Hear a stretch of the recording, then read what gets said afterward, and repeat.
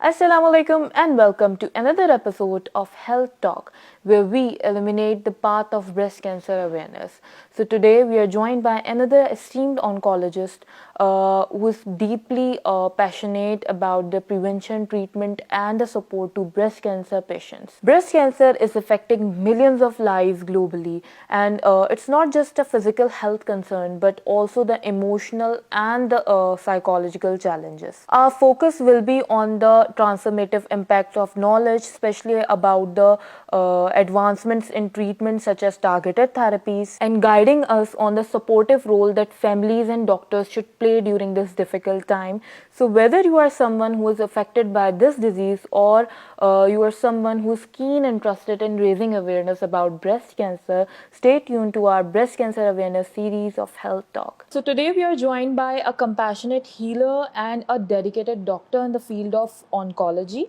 Dr. Rafsha Sadiq. She is consultant oncologist, head of department in Peenam Cancer Hospital, Faisalabad. Assalamu alaikum, ma'am. कैसी हैं?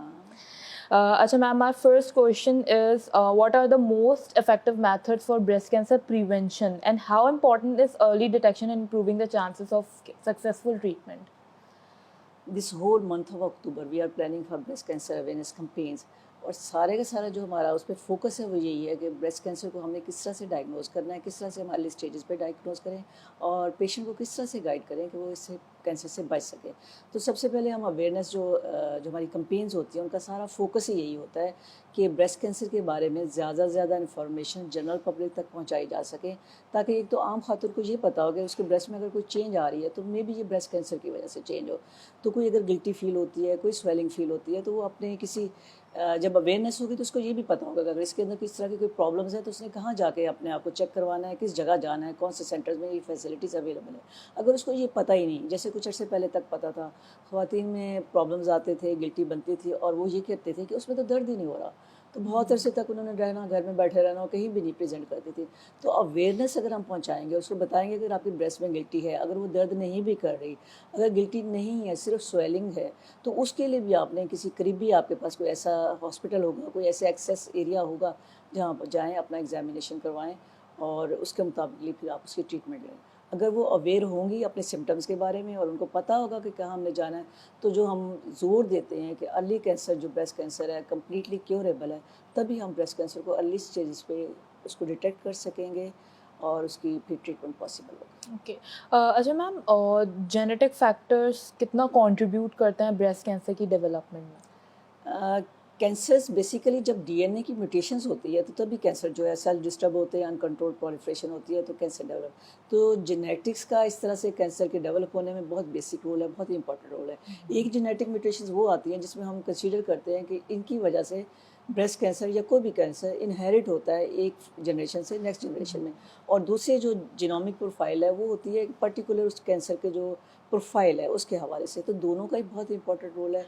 जो genetic mutations की वजह से cancer होता है उसके अब टेस्ट पाकिस्तान में अवेलेबल है, अगर हमें उनका पता चल जाए या किसी फैमिली में जो 5 to 10%, ये याद रखें कि जो बहुत ज़्यादा ज़ोर होता है कि इनहेरिटेड फैमिली जो कैंसर है, ये ब्रेस्ट कैंसर में सिर्फ 5 to 10% है। अगर उनका पता चल जाए तो उन फैमिलीज़ में ब्रेस्ट कैंसर की स्क्रीनिंग जो है बहुत ही इंटेंसिव तरीके से की जाएगी।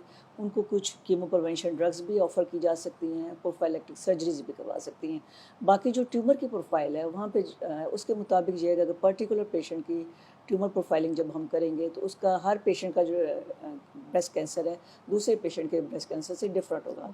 तो उस हवाले से उसकी ट्रीटमेंट भी जो है स्पेसिफिक होगी, पर्सनलाइज होगी, जिसकी वजह से ट्रीटमेंट आउटकम बहुत अच्छा आएगा। ओके, अच्छा मैम, जैसे कि आपने बात की कि ब्रेस्ट कैंसर अगर किसी इंडिविजुअल की स्ट्रॉन्ग हिस्ट्री में आता है, so what about those individual जिनकी हिस्ट्री में ब्रेस्ट कैंसर के अलावा कैंसर जैसे ovarian cancer, lung cancer, prostate cancer, what pancreatic, तो अगर उन पेशेंट्स की हिस्ट्री में ये वाले कैंसर हो तो are they prone to develop breast cancer? अच्छा, ब्रेस्ट कैंसर के जो मेजर जीन की म्यूटेशन की वजह से जिनकी वजह से इनहेरिटेड ब्रेस्ट कैंसर होता है वो BRCA1 और BRCA2 जीन्स हैं। इन दोनों जीन्स की म्यूटेशन की वजह से ब्रेस्ट कैंसर होता है, ओवेरियन कैंसर होता है, पैंक्रियाटिक कैंसर होता है जिसको लबलबे का कैंसर कहते हैं, और मेल में प्रोस्टेट का कैंसर है।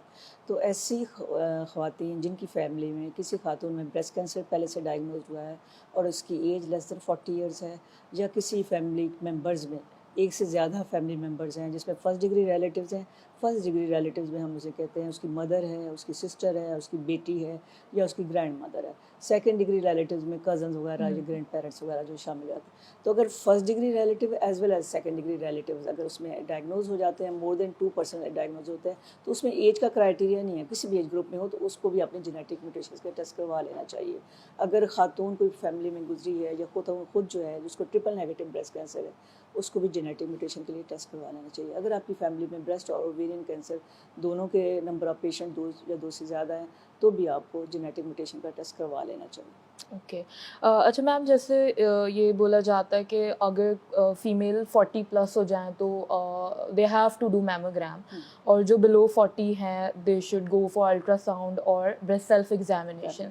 تو بریسٹ سیلف ایگزامینیشن کے بارے میں آپ تھوڑا اوور ویو دیں، اور یہ کب کرنی چاہیے فیمیل کو؟ ارلی ڈیٹیکشن جو بریسٹ کینسر ہے اس کی ٹریٹمنٹ کے حوالے سے بہت زیادہ امپورٹنٹ ہے. اس کے لیے 3 گائیڈ لائنز ہیں. ایک breast self examination, clinical examination اور اسکریننگ میموگرافی. جو بریسٹ سیلف ایگزامینیشن ہے تھوڑا سا ٹائم لیتا ہے خواتین کا، ہارڈلی مہینے میں صرف 5 to 10 منٹس. اگر وہ خود اس کو کرنا سیکھ جائیں، اور یہ بریسٹ کینسر اویئرنیس جو کمپینز ہوتے ہیں یا فری بریسٹ کینسر کیمپ ہوتے ہیں اس میں ہم خواتین کو اس کے بارے میں بتاتے ہیں کہ آپ نے بریسٹ سیلف ایگزامینیشن کیسے کرنا ہے. جو اسٹینڈرڈ لائنس ہیں اس کے مطابق جو ہے جب بھی کوئی بچی یا خاتون جب 20 سال کی ہو جاتی ہے تو اس کو اپنا بریسٹ سیلف ایگزامینیشن اسٹارٹ کر لینا چاہیے. اور وہ خواتین جن کی عمر 20 سال سے لے کر 39 سال تک ہے تو ان کو بھی اپنا بریسٹ سیلف ایگزامینیشن بھی کروانا چاہیے، کلینیکل ایگزامینیشن کروانا چاہیے. اور 40 ایئرس کے بعد کی جو خواتین ہیں ان کو بریسٹ سیلف ایگزامینیشن بھی، کلینیکل ایگزامینیشن بھی، ساتھ ساتھ ان کی اسکریننگ میموگرافی بھی ہونی چاہیے. اب جو بریسٹ سیلف ایگزامینیشن ہے اس کے لیے 2-3 چیزیں امپورٹنٹ ہیں. خواتین کو جب ہم بتاتے ہیں کہ آپ نے بریسٹ سیلف ایگزامینیشن کرنا ہے تو اس کو یوزلی اس وقت کرنا چاہیے جب ان کا نیچرل منسٹر سائیکل ختم ہو چکا ہوتا ہے. کیونکہ اگر آپ اس سے پہلے کریں گے، آپ کے پیریڈ ڈیو ہیں اس سے پہلے آپ اپنے آپ کو ایگزامن کریں گے تو جو نیچرل چینجز آ رہی ہیں بریسٹ میں اس کی وجہ سے بریسٹ نوٹی سی فیل ہوتی ہے، اس میں گلٹیاں سی محسوس ہوتی ہیں، تو ایک رانگ قسم کی ڈائگنوسس ہوگی اور ایسے پینک سا کریٹ ہوگا. تو بیسٹ ٹائم یہی ہے کہ جب پیریڈ ختم ہو اس وقت بریسٹ سیلف ایگزامینیشن کریں. اور اس کے 2 طریقے ہیں. ایک انسپیکشن، آپ نے اپنی آنکھوں سے بریسٹ کا ایگزامینیشن کرنا ہے. دوسرا پلپیشن. انسپیکشن میں یہ ہوتا ہے کہ آپ نے یہ دیکھنا ہے کہ اپنے دونوں بریسٹ کا سائز ایک جیسا ہے، سیمیٹری ایک جیسی ہے، شیپ میں تو کوئی چینج نہیں ہے، اس کا کنٹور تو نہیں چینج ہوا، نپل کے اوپر آپ کو کچھ لگا ہوا تو نہیں محسوس ہو رہا، یا ایسا تو نہیں فیل ہو رہا کہ نپل اندر کو دھسا ہوا ہے، یا ایسا لگ رہا ہے جیسے کسی نے نپل کو ڈیٹیکشن ہوئی ہے جو پیچھے سے اس کو پل اپ کیا ہوا ہے، یا آپ کو چھاتی کے اوپر کوئی ایب نارمل سا ابھار نظر آ رہا ہے، یا کوئی گڑا سا فیل ہو رہا ہے. یہ چیزیں آپ کی انسپیکشن میں آ جاتی ہیں. اور اس کے بعد آتا ہے پلپیشن. پلپیشن میں جو ہوتی ہے خواتین اپنے ہاتھ سے جو ہے اپنے بریسٹ کا ایگزامینیشن کرتی ہیں، لیفٹ ہینڈ سے رائٹ کو، رائٹ ہینڈ سے لیفٹ بریسٹ کو ایگزامینیشن کریں گی. اور اس میں بھی یہ دیکھیں گی کہ بریسٹ میں کوئی گلٹی تو نہیں ہے. اس کے علاوہ کالر بون کے ایریا کی اگر تو گلٹی نہیں ہے، بغل میں تو کوئی گلٹی نہیں ہے. اگر خدا نہ خواستہ خاتون نے بریسٹ سیلف ایگزامینیشن کرنے کے بعد اس کو بریسٹ میں کوئی گلٹی ملتی ہے، نپل پہ بلڈ کا ڈسچارج ملتا ہے، یا بریسٹ کے سائز اور شیپ میں کوئی تبدیلی ملتی ہے، تو اس کو فوراً اپنے قریبی کسی ڈاکٹر کے پاس جانا چاہیے. اس کی ایج کے مطابق ڈاکٹر فردر ٹیسٹ ایڈوائز کریں گے. اگر لیس دین 40 ہے تو الٹرا ساؤنڈ، مور دین 40 ہے تو میموگرافی، اور اگر دونوں میں کوئی ڈاؤٹ ہے تو پھر MRI بھی کروائی جا سکتی ہے. کافی اچھا آپ نے کلیئر ایکسپلین کیا. اچھا میم، ڈائگنوسس اور ٹریٹمنٹ جب کسی پیشنٹ کو بریسٹ کینسر ہوتا ہے تو یہ کافی ایموشنلی چیلنجنگ ہوتا ہے، تو اس میں فیملیز کو کس طرح کوپ اپ کرنا چاہیے اس پیشنٹ کو، اور ڈاکٹرز کا کیا رول ہے اس میں؟ بریسٹ کینسر جب کسی خاتون میں ڈائگنوز ہوتا ہے، نہ صرف اس خاتون کے لیے بلکہ پوری فیملی کے لیے ایک شاکنگ نیوز ہوتی ہے. ایک پورا گھر میں پینک کریٹ ہو جاتا ہے. اور سب سے پہلا جو مسئلہ ہوتا ہے نا اس خاتون کے لیے سیلف ڈینائل ہوتا ہے کہ میں کیوں، مجھے کیوں کینسر ہوا، میری تو اور بھی خواتین ہیں، اسی گھر میں اور خواتین ہیں، یا اس پڑوس میں یا محلے میں سے کسی کو کیوں ہوا نہیں ہوا، مجھے کیوں ہوا. تو سوچنے لگتی ہے، یہ ہمارے عام جنرل خواتین کہ میں نے ایسا کیا غلط کیا کہ میرے ساتھ جو ہے یہ والا پرابلم آ گیا، مجھے کینسر ہو گیا. اس کے بعد جب تھوڑا ٹائم لگتا ہے وہ اس کو ایکسیپٹ کر لیتی ہے کہ مجھے یہ والا پرابلم ہے، تو اگلا اسٹیپس آتا ہے کہ ایک خاتون میں اگر بریسٹ کینسر ڈائگنوز ہوا تو یہ سمجھا جاتا ہے کہ جیسے ڈیتھ سینٹنس لگ گیا، بس اس کو بریسٹ کینسر ہو گیا تو اس کی ڈیتھ ہو جائے گی.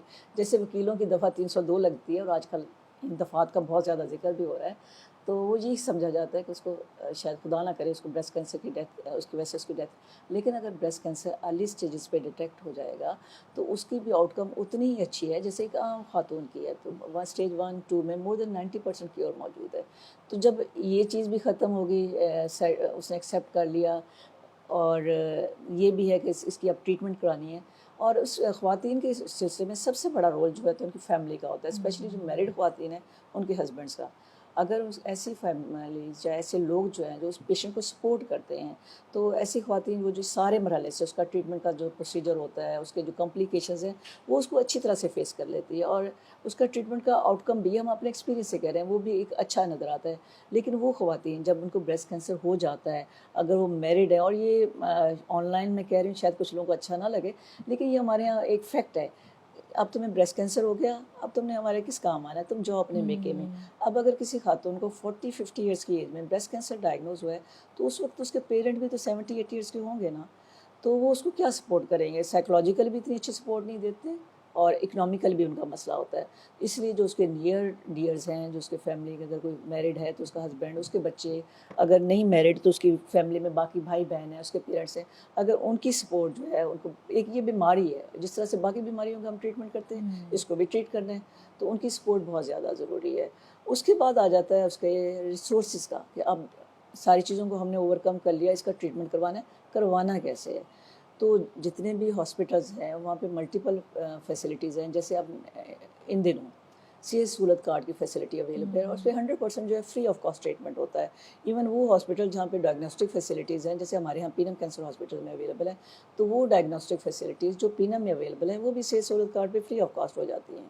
اس کے بعد پاکستان بیت المال ہے، زکوٰۃ کے فنڈز ہر ہاسپٹل میں ہوتے ہیں، پیشنٹ ویلفیئر سوسائٹیز بھی ہیں، تو اس کا ٹریٹمنٹ ہو جاتا ہے. اگر یہ سارا کچھ نہ بھی ہو نا، تو میرا جو اپنے او پی ڈی میں پیشنٹ آتے ہیں، اگر آپ کو خدا نہ خاصہ بریسٹ کینسر ہو تو ایک دفعہ ہاسپٹل پہنچو. کوئی پیشنٹ ہاسپٹل پہنچتا ہے اس لیے نہیں رہ جاتا کہ اس کے پاس پیسے نہیں ہیں، کسی نہ کسی ذریعے سے اس کے فنڈز ارینج ہو جاتے ہیں. اوکے. اچھا میم، جس طرح ابھی آپ ٹریٹمنٹ کی بات کر رہی ہیں، نیو ایڈوانسز آئی ہیں، نیو ڈیولپمنٹس ہوئی ہیں، تو اس جدید سائنس کے ساتھ ٹارگیٹڈ تھراپیز اور امیونو تھراپیز بھی آئی ہیں and they have shown promising results. تو اس کے حوالے سے جیسے یہ لیٹر اسٹیجز کے لیے، میٹاسٹیٹک اسٹیجز کے لیے، and now they are emerging in earlier stages like in neoadjuvant and adjuvant, اس کے حوالے سے آپ کچھ بتائیں. جو اب آنے والا ایرا ہے وہ ٹارگیٹڈ تھراپیز کا ہی ہے، کیونکہ ٹارگیٹڈ تھراپیز جو اچھا ہر بریسٹ کینسر کا جو بیہیویئر ہے ڈفرینٹ ہے. ہم یہ نہیں کہہ سکتے کہ one formula fit for all, کہ ایک ہی طرح کی ہم ٹریٹمنٹ ہر پیشنٹ کو دیں گے. تو ٹارگیٹڈ کے حوالے سے ہر پیشنٹ کا جو ٹیومر پروفائل ہے وہ ڈفرینٹ ہوتا ہے. اس میں جو ٹارگیٹڈ پروٹینز ہیں یا مالیکیولز ہیں، جہاں پہ ڈرگز جو ہیں، انوویٹیو ڈرگز جو اب ہوئی ہیں، وہ اسپیسیفک ڈرگ کے جو ڈیزیز کا ٹارگیٹ ہے اس کو جا کے ہٹ کریں گی. تو اس سے فائدہ یہ ہوگا، ایک تو یہ جب وہ ڈائریکٹلی صرف اور صرف اس کو ڈیزیز کو ہٹ کریں گی، سراؤنڈنگ کے جو نارمل ٹیشوز ہیں ان کو کچھ نہیں کہیں گی، تو ریزلٹنٹلی یہ ہوگا کہ ٹیومر کے جو آؤٹ کم ہوگی ٹریٹمنٹ کے بعد، ایک تو وہ اچھی آئے گی، سائڈ افیکٹس کم ہوں گے کیونکہ اس نے سراؤنڈنگ اسٹرکچر کو کچھ نہیں کہا، اور الٹیمیٹلی جو اس کا آؤٹ کم آئے گا ٹریٹمنٹ کا کسی بھی اسٹیج میں کسی بھی ٹیومر ٹائپ کے لیے جو بھی ڈرگ ہے تو وہ بھی اچھا ہوتا ہے. اور ٹیومر اس میں جو ٹریٹمنٹ ڈوریشن ہے وہ بھی تھوڑا سا ریلیٹیولی کم ہوتی ہے. تو جو اپ کمنگ اب اگلے کچھ دنوں میں ہم دیکھیں گے تو بہت ساری جگہوں میں صرف ٹارگیٹڈ تھراپیز ہی یوز ہو رہی ہوں گی. Although rare, but breast cancer can also occur in men as well. So have you treated any men before? جی، ہماری او پی ڈی میں میل پیشنٹ بھی آتا ہے اور 1% میل میں بریسٹ کینسر پایا جاتا ہے. اور بریسٹ کینسر اتنا ہی ٹریٹیبل ہے، اتنی ہی اچھی پروگنوسس ہے جتنا کہ فیمیل بریسٹ کینسر ہے. لیکن اس کے ساتھ کچھ ایشوز ہیں. ایک تو یہ والا پرابلم ہوتا ہے کہ جتنی بھی ہماری کمپینس ہیں، جتنے بھی ہمارے اویئرنیس پروگرام ہیں، وہ فیمیل بریسٹ کینسر کو لے کے چلتے ہیں. اسکریننگ پروگرام بھی ہمارے یہاں فیمیلس کے لیے رن کیے جاتے ہیں. تو میل میں کیونکہ ایسا کوئی اسکریننگ پروگرام ایگزسٹ نہیں کر رہا، کوئی اویئرنیس کمپینز میں، یا وہ جب سنتے ہیں جو خواتین کا مسئلہ ان کا ڈپارٹمنٹ ہے ہم نے نہیں جانا، تو وہ نہیں جاتے. تو اس میں ہوتا یہ کہ جب ان میں بریسٹ کینسر ڈائگنوز ہوتا ہے تو ان کو اندازہ نہیں ہوتا کہ میرے اندر یہ جو تبدیلی آ رہی ہے یہ بریسٹ کینسر بھی ہو سکتی ہے. تو اس لیے زیادہ تر یہ لوگ کیسز جو ہوتے ہیں لیٹ سٹیجز میں آتے ہیں. تو اس میں بھی یہی ہم ان کو کریں گے کہ اگر خدا نہ خاصہ کوئی اب نارملٹی فیل ہو رہی ہے تو ان کو جلدی اپنے قریبی ڈاکٹر کے پاس جانا چاہیے تاکہ ڈائگنوسٹ ہوا ہے.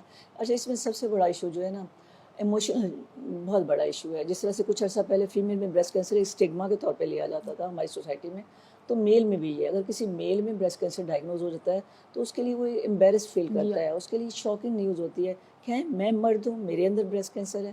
تو ایسا نہیں ہے, ہر 100 مردوں میں سے کسی ایک مرد کو بھی بریسٹ کینسر ہو جاتا ہے.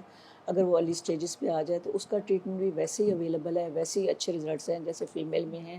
لیکن مردوں میں ایک اور پرابلم یہ ہوتا ہے کہ ان کا جو بریسٹ ٹیشو ہے وہ تھوڑا ہوتا ہے, نیچرلی ظاہر ان کا میجر آرگن نہیں ہے, تو جس کی وجہ سے وہ بہت جلدی, اگر اس کو جلدی اسٹیجز پہ نہیں آتے ہاسپٹل, تو جو اوپر کی جو اسکن ہوتی ہے اس کو انوالو کر لیتا ہے, یا اس کے جو انڈر لائن اسٹرکچر ہے جیسے مسلز ہیں تو ان کو انوالو کرتا ہے, تو وہ ریپڈلی جو ہے لوکلی ایڈوانس ڈیزیز میں کنورٹ ہو جاتا ہے. تو اس لیے یہی ہے کہ اگر ان میں بھی کوئی ایسی چیز نظر آتی ہے تو ان کو ڈاکٹر کے پاس جانا چاہیے. ایک چیز میں آپ کے ساتھ اور بھی شیئر کروں, آپ نے کہا کہ میں نے میل پہ پچھلے دنوں ہم نے نا ایک free breast cancer screening camp لگایا, تو فیمیل کے لیے تھا تاکہ ان کے لیے ارلی ڈیٹیکشن ہو جائے اسی اکتوبر کے منتھ میں. تو اس میں میں اس کی جو ہے ہمت کی داد دیتی ہوں اس میل کی, جس سے ہماری سوسائٹی ہے. تو ایک میل بھی آ گئے اسکریننگ کیمپ میں کہ میرے ساتھ یہ پرابلم ہے. اس کو بریسٹ کینسر نہیں تھا, لیکن یہ اس کی ایک بڑی ہمت ہے کہ اتنی ساری خواتین ہیں, ان میں ایک میل پیشنٹ بھی بیٹھا ہوا ہے کہ میں بھی اسکریننگ کے لیے آیا ہوں. تو پھر خیر اس کے ہم نے ٹیسٹ کیا, اس کو کینسر تو نہیں تھا. تو جو بریسٹ کینسر اویئرنیس کمپینز ہے اس میں میل کو بھی حصہ لینا چاہیے. اچھی بات ہے. اچھا, جیسے ابھی ہم بریسٹ کینسر ان میل کی ہی بات کر رہے ہیں, تو میل میں ہونے کے ایسے کون سے رسک فیکٹرز ہیں ان کی, مطلب لائک مدر میں یا سسٹر میں اس طرح, تو اگر کسی کی فیملی ہسٹری میں, میل کی فیملی ہسٹری میں ہوتا ہے تو ان کو اسکریننگ کی طرف کون سی ایج میں جانا چاہیے اور کب سے اسٹارٹ کرنی چاہیے؟ میل میں جو بریسٹ کینسر ہے نا, جو ہم جینیٹک کی بات کرتے ہیں, BRCA1 اور BRCA2 جین کی میوٹیشن, تو جب بھی کسی میل کو بریسٹ کینسر ہوتا ہے تو اسے ہم اس لسٹ میں رکھتے ہیں کہ اس کو جینیٹک میوٹیشن کا اپنا ٹیسٹ کروا لینا چاہیے. تو یہ 5 to 10% ہے, لیکن میل بریسٹ کینسر میں اس جین کی میوٹیشن جو ہے زیادہ پائی جاتی ہے. جیسے ابھی کہا تھا کہ BRCA جو جینیٹک میوٹیشن کی وجہ سے جو کینسر ہوتے ہیں, جس میں بریسٹ کینسر ہے, پینکریاس کا کینسر ہے, پروسٹیٹ کینسر ہے, اگر کسی کی فیملی میں یہ والے کینسرز ہیں تو ایسے میز کو بھی بریسٹ کینسر کے لیے. اور اگر اس میں یہ نہیں بھی ہیں, کوئی بھی آپ کی فیملی میں کوئی گزرا ہے میل جس کو بریسٹ کینسر ہوا ہے, تو ان کے جو باقی سبلنگز ہیں یا اس کے فرسٹ کزن وغیرہ ہیں یا اس کے باقی لوگ ہیں, تو ان کو بھی اس کے لیے ٹیسٹ کروا لینا چاہیے. اچھا میم, میرا لاسٹ سوال کہ کچھ پیشنٹ جو ہے وہ آلٹرنیٹیو تھراپیز ایکسپلور کر رہے ہوتے ہیں رادر دین کنونشنل ٹریٹمنٹس, تو اس کے حوالے سے آپ کیا بولنا چاہیں گے؟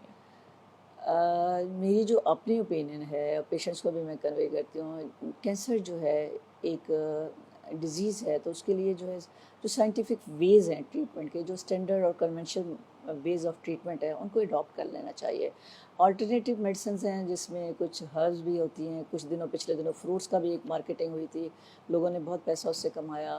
اسی طرح سے ہومیوپیتھک بھی ہے. ان کا کوئی سائنٹیفک ڈیٹا, کوئی ریسرچ اویلیبل نہیں ہے. جب ہمارے پاس پیشنٹ آتے ہیں تو ہم پیشنٹ کی پراپر اسٹیجنگ کرتے ہیں, پھر اس کے لیے اس کے اسپیسیفک جو فائل ہوتی ہے اس کے مطابق ٹریٹمنٹ ایڈوائز کرتے ہیں. ساتھ ساتھ پیشنٹ کو یہ بھی ایکسپلین کرتے ہیں کہ اس کے یہ کمپلیکیشنز ہوں گی, یہ والے پرابلمز آ سکتے ہیں. تو ایسے کیسز میں ہمیں کچھ نہیں پتہ کہ ایسی ٹریٹمنٹ کے ساتھ کیا آؤٹ پٹ ہے, کیا اس کے ریزلٹس ہوتے ہیں. جو آلٹرنیٹیو ٹریٹمنٹ میتھڈس ہیں بہت ساری ڈیزیز میں افیکٹو ہیں, نو ڈاؤٹ, اس میں کوئی شک نہیں ہے, اس کو کر لینا چاہیے. لیکن کینسر کے حوالے سے میرا خیال ہے کہ جو standard conventional way of treatment ہے ان کو فالو کرنا چاہیے. انہی کا ہی فائدہ ہے, کیونکہ میں نے یہی دیکھا ہے, آج بھی OPD میں 2 پیشنٹ دیکھے ہیں جو کہ کوئی سال پہلے ڈائگنوز ہو گئے تھے, تو اس ڈر سے کہ مجھے ٹریٹمنٹ ہوگی, میری بریسٹ ریموو ہو جائے گی, جو پرابلمس ہیں کامنلی فیمیل میں, تو کسی ڈاکٹر کے پاس نہیں گئی, کسی ہومیوپیتھی کسی حکیم کے پاس گئی, اور اب لوکلی ایڈوانس اسٹیج کے ساتھ آئی ہے. ورک اپ ہوگا تو نہیں پتہ کہ میٹاسٹیسس بھی ہے یا نہیں ہے. تو میں پرسنلی یہی کہتی ہوں کہ آپ جو ہے جو اسٹینڈرڈ ریکمینڈڈ وے ہے ٹریٹمنٹ کا اس کو فالو کریں, آلٹرنیٹیو باقی ڈیزیز کے لیے رکھ لیں. Thank you so much ma'am for your time. Thank you doctor, اچھا لگا آپ سے بات کر کے. Thank you so much, ma'am, for giving us your time and be a part of our breast cancer awareness series. So for more informative videos, you can visit our website www.himalpharmaceuticals.pk, or you can visit our different social media platforms. Till then, take care and Allah Hafiz.